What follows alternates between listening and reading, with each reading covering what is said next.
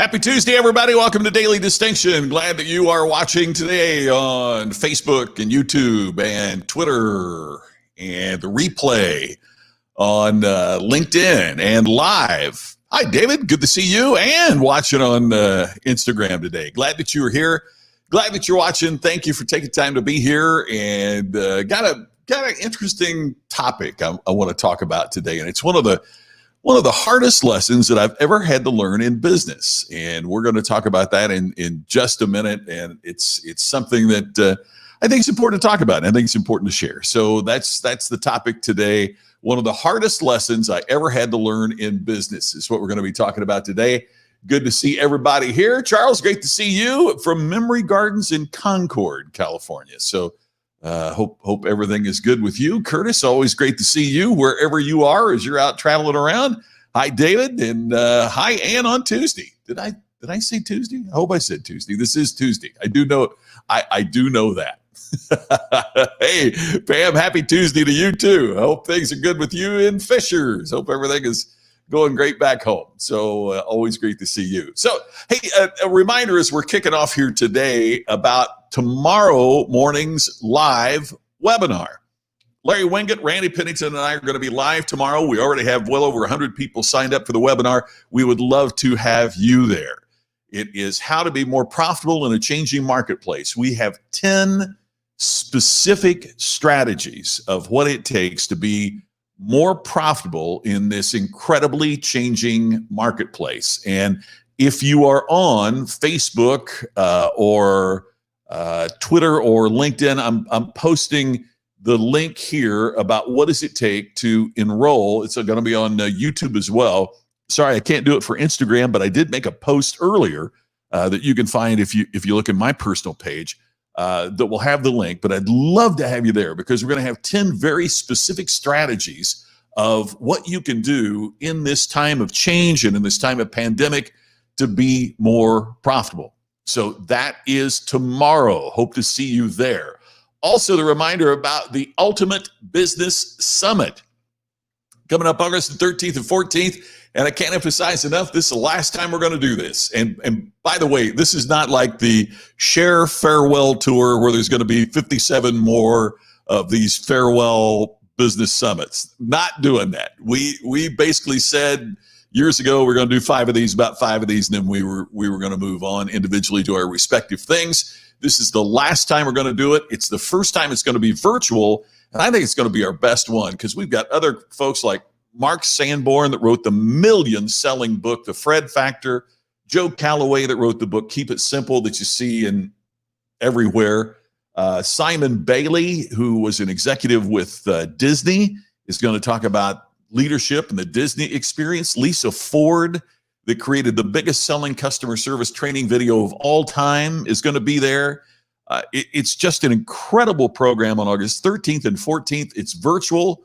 And the price now is only $197 for the summit for a regular ticket.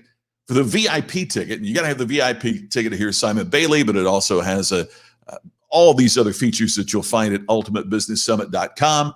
But it's $497 for the VIP ticket. You'll also get a recording and a transcript of the entire thing. It's just amazing, and you're going to love it. And it's there. Now, if you watch Daily Distinction, which you are right now, when you sign up for the Ultimate Business Summit, just enter the coupon code SCOTT, and it'll get you $100 off. Just enter the coupon code SCOTT, and you'll get $100 off. So in other words, that'll mean it's down to $97, under $100 to attend the Ultimate Business Summit. Your VIP ticket goes down to $397. All you need to do, just enter the coupon code. And the coupon code is just Scott. And I hope we all remember that, right? Okay, so that's our Ultimate Business Summit. So I hope you're a part of that. We'd love to have you there. By the way, too, Bruce, yes, long time no talk. I was Bruce's guest earlier today on his live stream, and we really had a great time and a great conversation and a great show. So, Bruce, thank you very much for that. It was such a privilege to be your guest earlier today, and I know it's on YouTube and it's everywhere else. So please follow Bruce, and please check out the great conversation that we had earlier today. Charles, thank you for that. Charles is one of the folks that's been around the Ultimate Business Summit. Man, you've been there as long as I remember, Charles, and I really appreciate that you keep coming back, and that's really cool. So thank you very much, Charles. I appreciate that greatly. All right, so here's one of the toughest lessons I've ever had to learn in business. You ready for this? And it's a challenge, and it's not because you're making a mistake. It's not because it's one you anticipate, or it's one that you even think. It's one we don't talk about very much. Here's the challenge. You are not your market. That's one of the hardest lessons I've ever had to learn in business. We come from the right place. We identify with our customers, right? Part of how you're successful in business is you want to fill the needs of your customer. You want to, you want to deliver in a way that is congruent with what their problems are. We're coming from the right place. But you're not your customer. You're not. You are not your market. And it's one of the hardest things I've ever had to learn in business. You are not your market. You can't be your market and serve your market. You may disagree with that. I totally get it. But it's one of the hardest things I've had to learn. You can't be your market and serve your market. And the reason is, to serve your market, you got to be somewhat ahead of your market. In other words, if you're thinking exactly like your customer, then you're not thinking far enough advanced that you're able to solve their problems.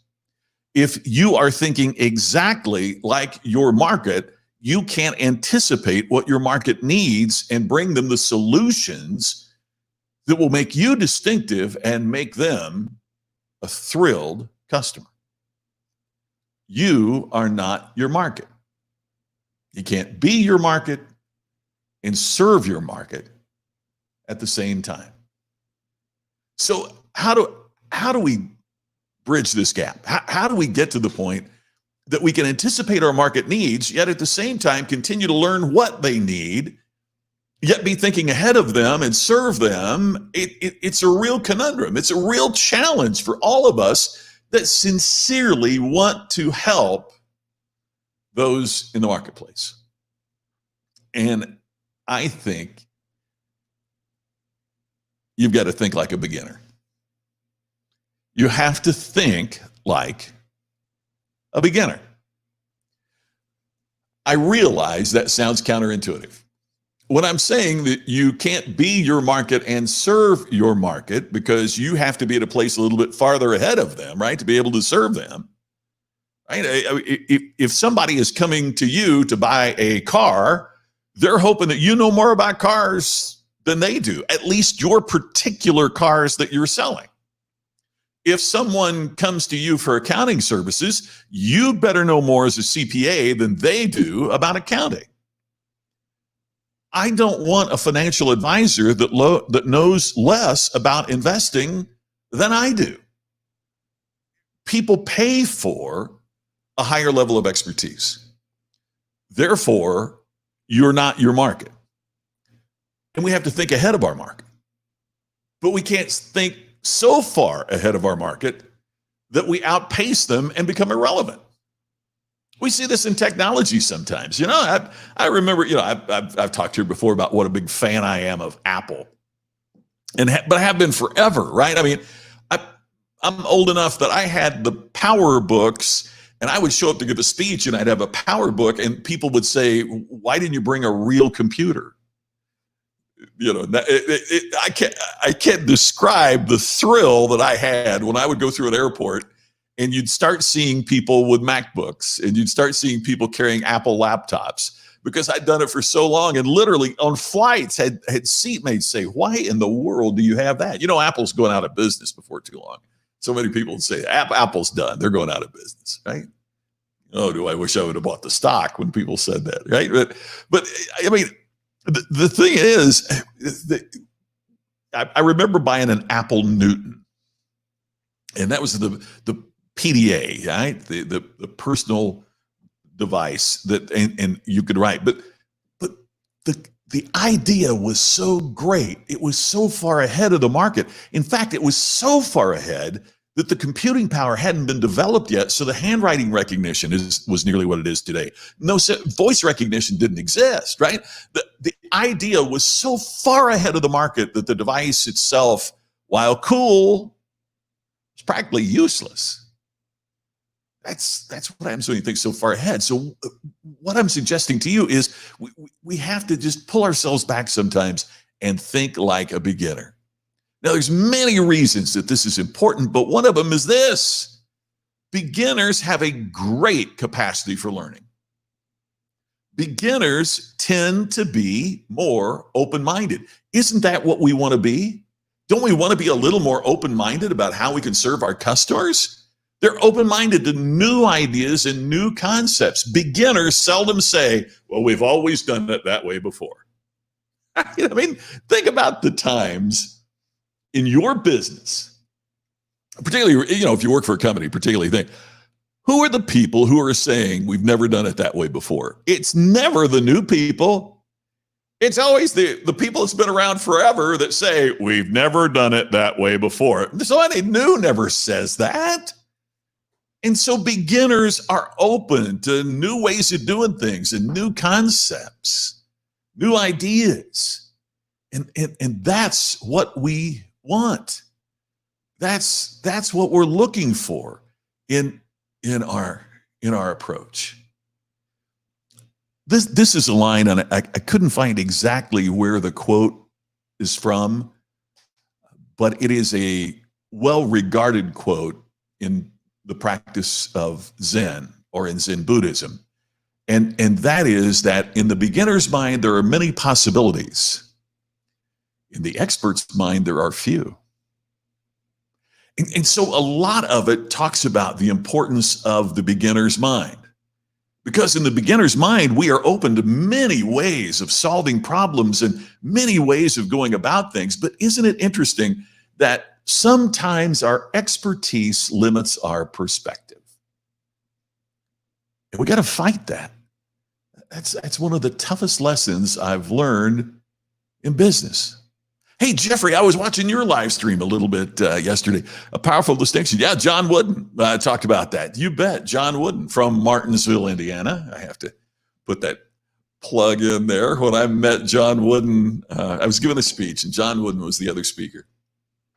And I'd done a lot of speaking with, where an athlete had been the other speaker. And so many times, Jeffrey, they would, rock star it in and give their speech and rock star it out. And John Wooden sat there and signed his Pyramid of Success. He had them printed up for everybody. And he signed a Pyramid of Success for anybody that wanted one. He stayed there. He was 91, I think, when he gave the speech. And so I waited, I want to have a moment with him.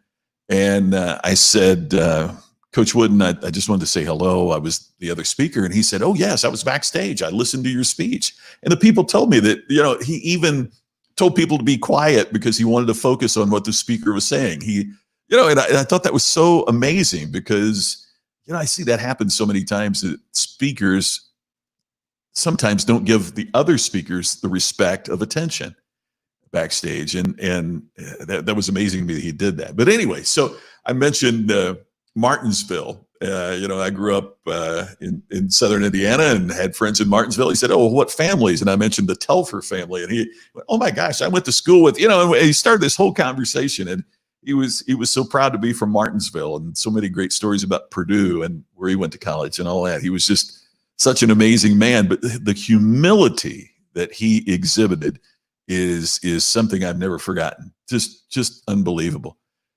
First job is Hughes Aircraft. Half step ahead and you're a leader. 3 steps ahead, you're a martyr. I love that. Half step ahead, you're a leader. 3 steps ahead, you're a martyr. I love that. Hey, Danny, great to see you. And great to see you singing this past Sunday at Verve. Yeah, we get so stuck in being assured of our assuredness, right? Well, I mean, we supposedly defer to experts, and the experts have all the answers. And what we need to be doing is thinking like a beginner. Yeah, there you go, Bruce. Right. Exactly. That's what we're saying. It's so true. So what we want to do is think about the beginner's mind for a little bit. Look, I realize you need expertise to solve your customers' problems. Right? If you don't more, if my accountant doesn't know more than I do about accounting, then how does he solve my accounting problems? If my financial advisor doesn't know more about finance than I do, then how does he solve my financial problems? If my car repair professional doesn't know more about cars than I do, I'd fix them myself. So we need expertise to solve the customer's problems. But we have to communicate and think like a beginner to connect. There's going to be so many that can't even relate to this story because it happened so long ago. But I remember buying the first computer for my business. And the personal computer was relatively new at that period of time. And so I would go and I would ask questions, and the answers were always expressed technically. It had so many megabytes of memory and a hard drive so big, but it didn't, because everything then was so new, it was hard for me to relate. What did that mean to me? If you were into the computer, I got why you were talking about that. Just like you'd talk about how many horsepower were in a particular automobile. But I didn't know what that meant to me until I went to one particular place, and this is how I got, to be an Apple fan, was the person that was talking to me about the Apple said everything was translated. And I learned a very important phrase from her.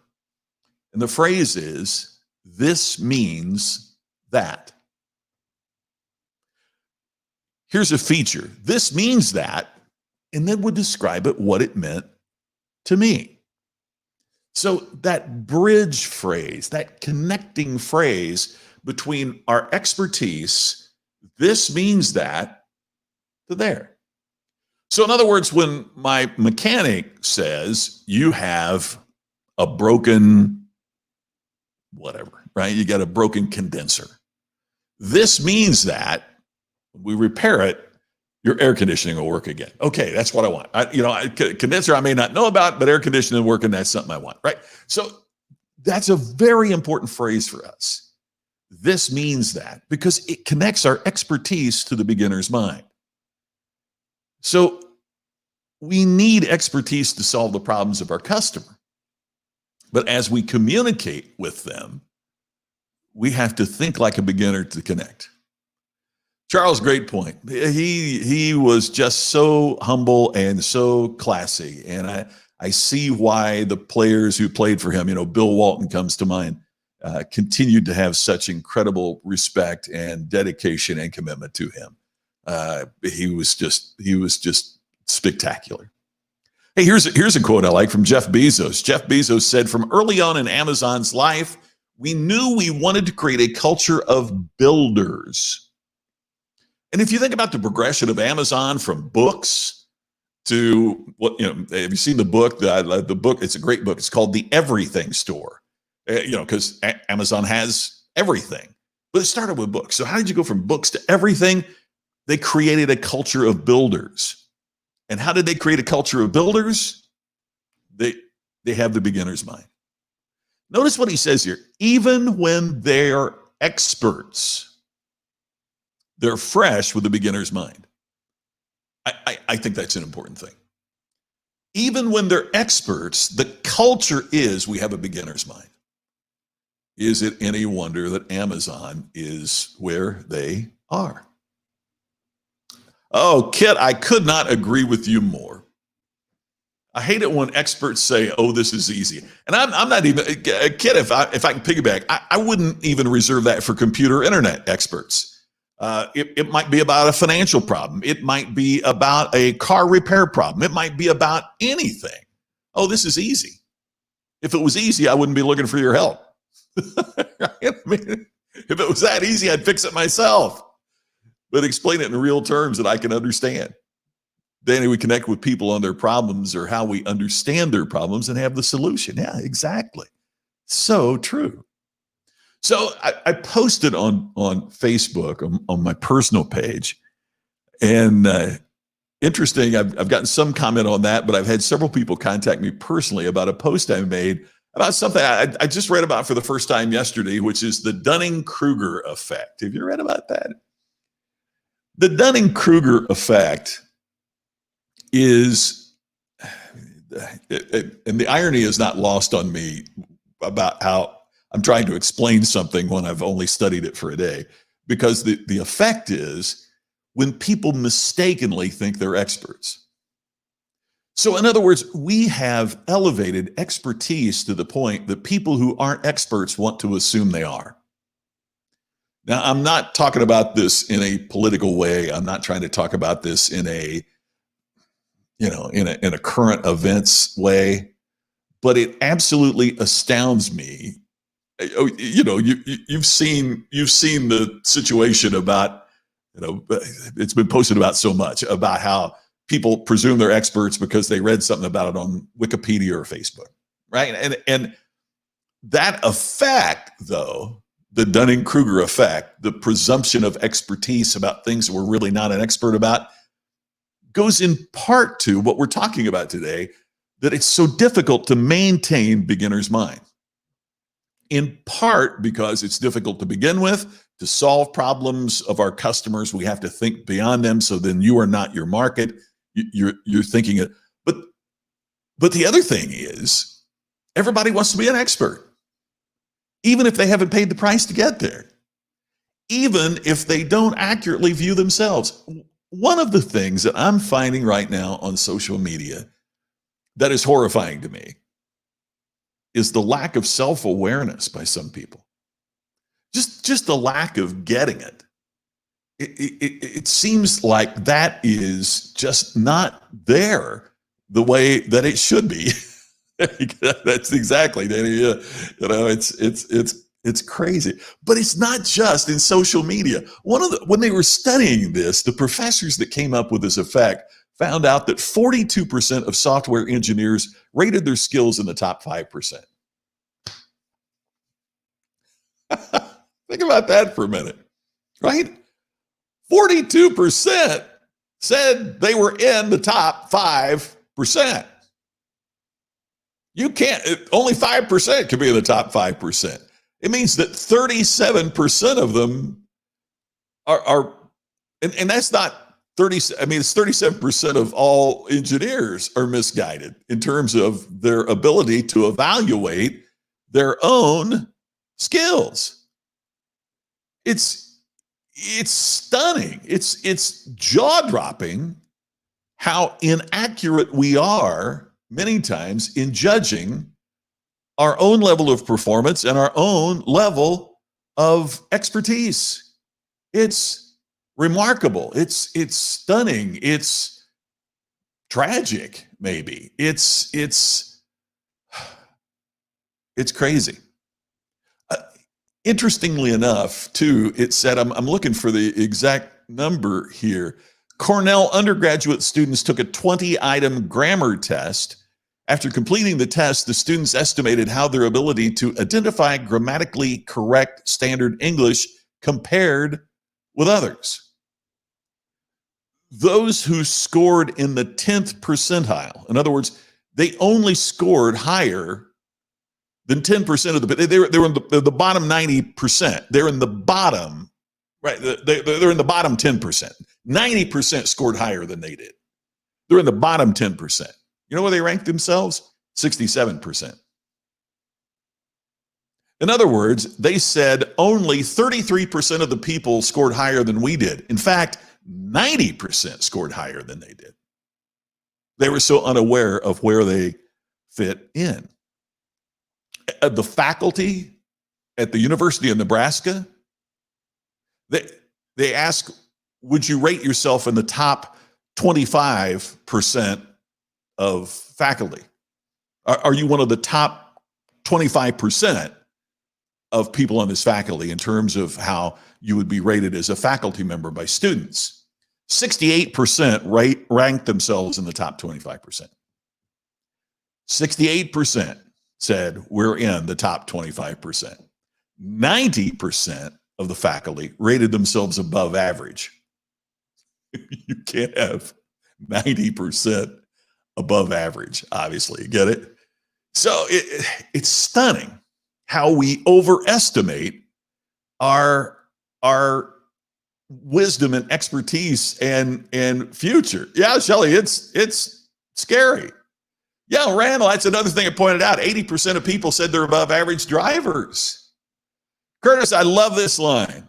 Most experts who say they have 30 years of experience have 1 year of experience they've repeated 30 times. Yeah, absolutely. Absolutely. So it can also mean we're delusional. 21% of Americans say it's very likely or fairly likely they'll become millionaires in the next 10 years. So why is it this way? There's one aspect that's really important, and that is that we don't give good feedback. As bosses, we've been afraid because we don't want to offend anybody, or we don't want to get in trouble because we tell somebody they're not doing their job. It begins, and I'm not talking about from a societal thing, but if everybody gets a trophy, then it's very hard to discern who is a high performer. And I think sometimes that we are robbing young people of accurate evaluation. I don't mean we ought to damage their self-esteem. I don't mean we ought to make people feel badly. But when everybody's a winner, then it means we are training, educating young people, number one, to not expect critical evaluation of their performance in the future, and number two, not being able to evaluate their own level of performance. When that happens, we lose the self-awareness that is necessary to evaluate our own skills as we seek to help other people. Great question, Jeffrey. Should I surround myself with people clearly above my level of mastery to keep my self-assessment grounded? You know, that's not a bad practice. Hey, you're such a high achiever. I don't know it's possible for you to continually be surrounded by people above your level because you are so strong. But you know, I love the old line that if you're always the smartest person in the room, you need a better room. I think we need to challenge ourselves. But I think we also need, as this says, is to maintain the beginner's mind. Yeah, we're optimistic about our outcomes, so we overestimate our own talents, Randall. I think that's a great point. I think when you have 21% of Americans believing it's very likely or fairly likely they're going to become millionaires in the next 10 years, they haven't very fairly evaluated themselves and the economy and everything else that's out there. They need to get a lot better at that.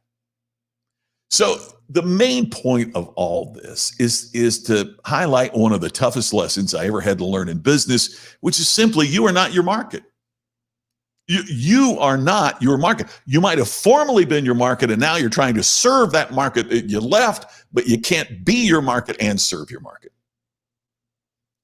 If you were inspired to get into financial services because maybe your personal finances used to be a mess, or your family's finances used to be a mess, and now you're going to serve those messes, it means you're not a mess anymore. You're not your market. You're there to serve that market.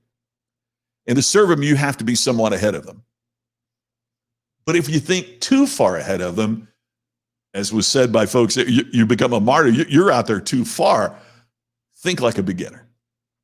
Because beginners have such a great capacity for learning, they are open to new concepts, and hopefully they tend not to overestimate where they are in the process. When we think like a beginner, we're also a little more humble. And as the John Wooden example provides, that's a great place for a winner to be. Finished a book on China. They're taking over 5G. Yeah, exactly. You read a booklet on it. Charles, you're an expert. I did a Google search.